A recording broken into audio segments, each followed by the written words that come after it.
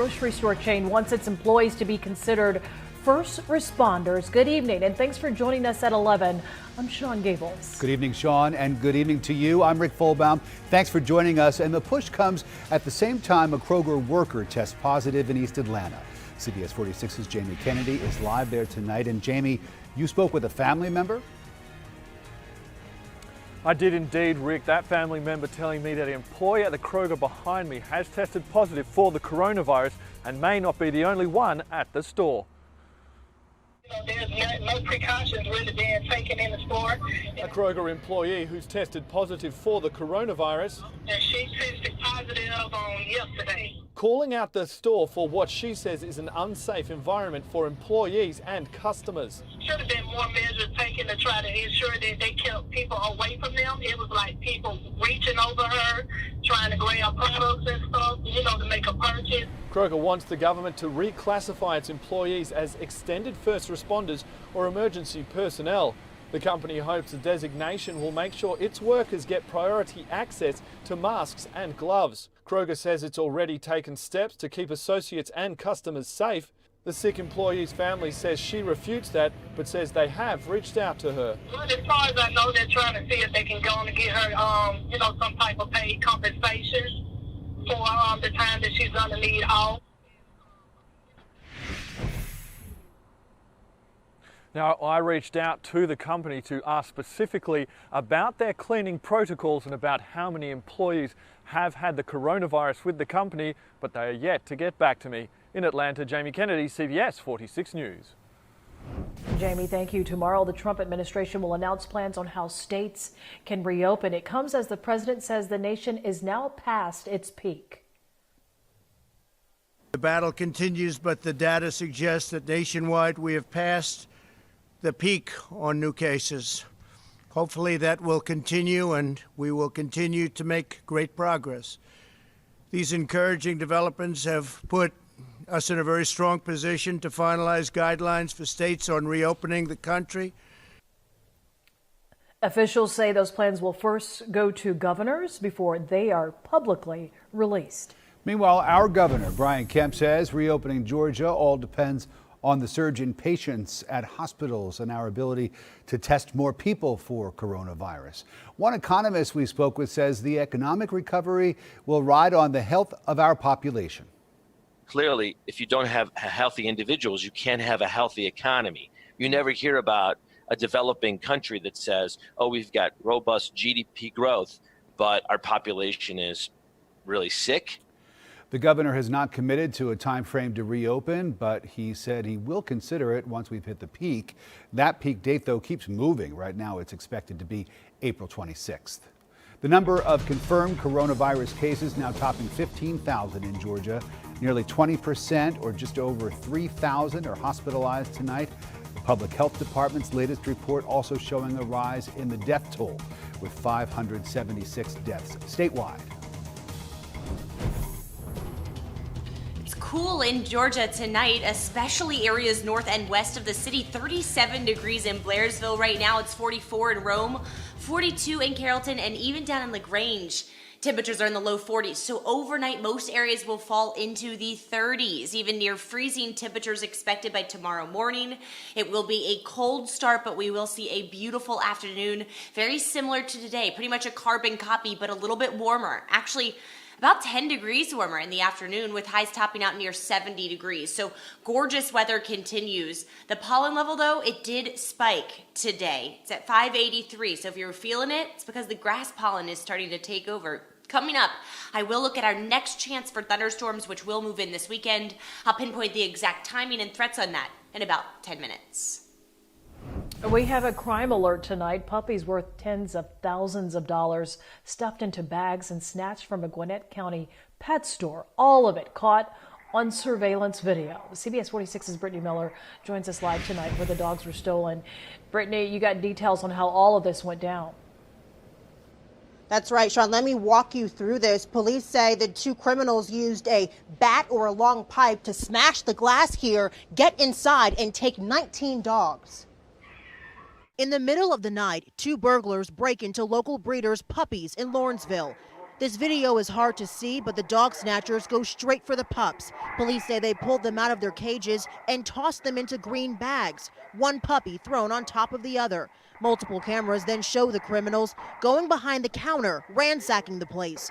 Police say they stole $400 from the registers. This angle shows them in color walking through the back of the store with bags full of expensive dogs. Police say they got away with 5 English bulldogs worth $4,500 each, 4 Yorkie poos worth about $3,200 each, 4 Maltese worth about $3,300 each, 2 Shih Poos worth about $2,900 each, 1 Shih Tzu worth about $2,900 each, and 3 Morkies. The total price tag, around $60,000 worth of precious puppies. And we do not know why the pet store was targeted. The Gwinnett County Police Department is asking for anybody with information to please contact the police department or call Crime Stoppers. Now, because of these crimes, we wanted to know if there's been an increase in burglaries here in Gwinnett County. We went through the numbers and we found out there's actually been a decrease, about 36% decrease of these crimes here over the last month. Live in Gwinnett County, Brittany Miller, CBS 46 News. I'm Alicia Roberts here at the live desk. Developing tonight, CBS Sports is reporting there will be no college football until students are allowed on campus. The decision comes after a teleconference call with the College Football Playoff Management Committee and Vice President Mike Pence earlier today. It is estimated the top 50 public schools could lose more than $4 billion in revenues if there is no season. At the live desk, Alicia Roberts, CBS 46 News. Small businesses across Georgia may soon see a little bit of relief. Tonight, we've learned an estimated 30,000 loan applications have been approved under a new program. Senator Kelly Loeffler says the 30,000 loans approved will bring in an estimated $6.7 billion to help small businesses in the state. This is all under the Paycheck Protection Program.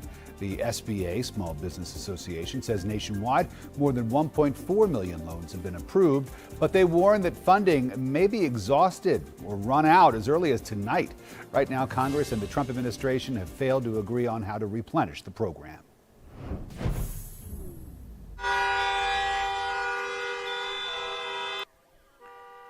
Hundreds of people calling for an end to Michigan's shelter-in-place order tonight. Protesters clogged the streets of Lansing and crowded around the Capitol building, many carrying signs comparing the state's governor to Hitler.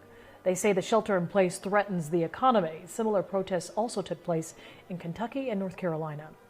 Also tonight, former President Jimmy Carter weighing in on the president's decision to withhold funding from the World Health Organization.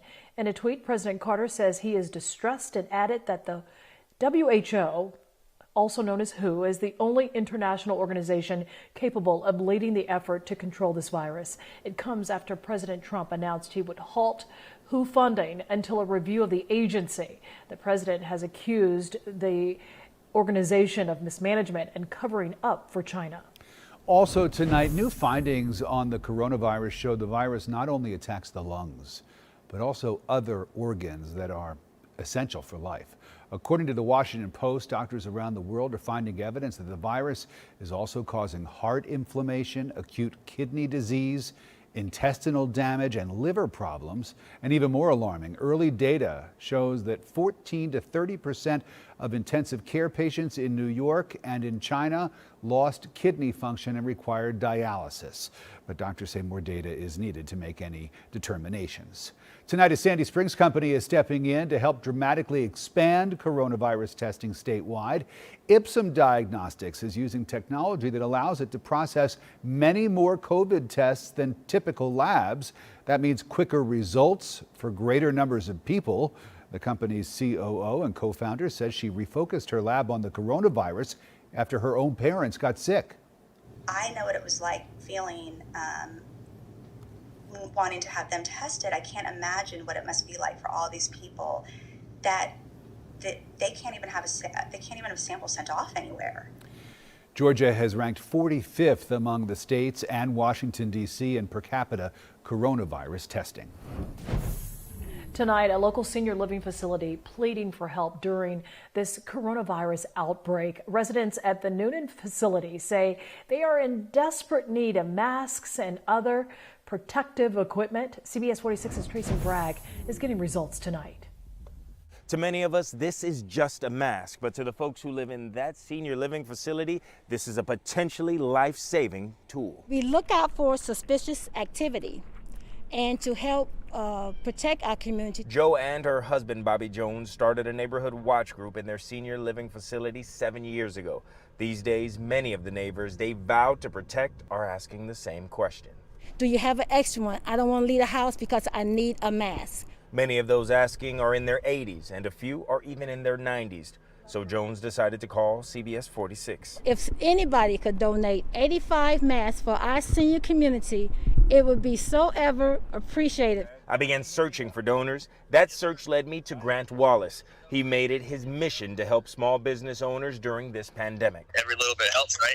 Turns out he decided to add senior citizens to that list. I will donate. That is what you should do. And just like that, 100 masks are headed to Jones and her neighbors. And whoever it is, thank you from the bottom of your heart, and may God return it in sevenfold back to you. Wallace tells me the seniors can expect the much needed delivery in 7 to 10 days. Reporting in Noonan, I'm Tracy Bragg, CBS 46 News.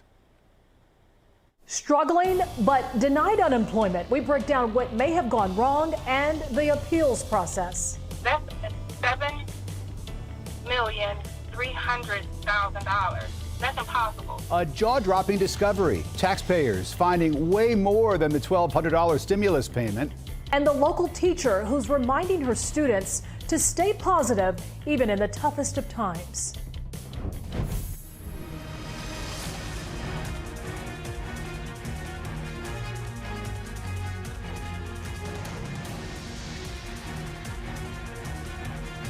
You're watching CBS 46 News, getting results.